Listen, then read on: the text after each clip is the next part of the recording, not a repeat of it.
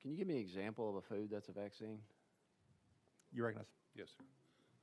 University of California, Riverside has already perfected the ability to put human vaccines into our lettuce right now. Also, tomatoes has the ability to do that also for UC Berkeley. And then Big Tobacco, R.J. Reynolds and stuff has perfected the ability to put a human vaccine into tobacco products.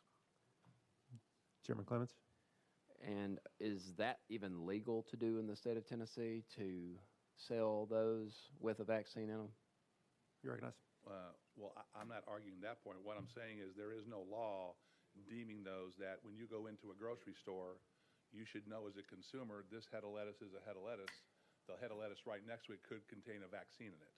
All we're saying is if it does have the vaccine in it, make sure it's listed as a pharmaceutical so people can get the proper dosage. My question is right now, can you walk into a grocery store and there be a head of lettuce for sale that has a vaccine in it? I don't think that's allowed under state law presently.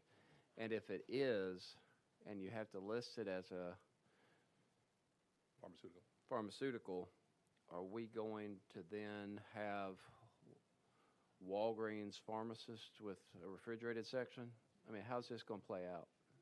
You recognize. Thank you. This is more of a consumer protection bill right here, is to make sure that if you're going in to buy tomatoes and there's a polio vaccine in there, that you are aware of what you're buying has a polio vaccine. The problem you have is if it's not treated as a pharmaceutical, being the size and difference between you and me, how many tomatoes do I have to eat to get the proper dosage versus how many tomatoes that you have to eat? And if you eat too many, do you get a overdose?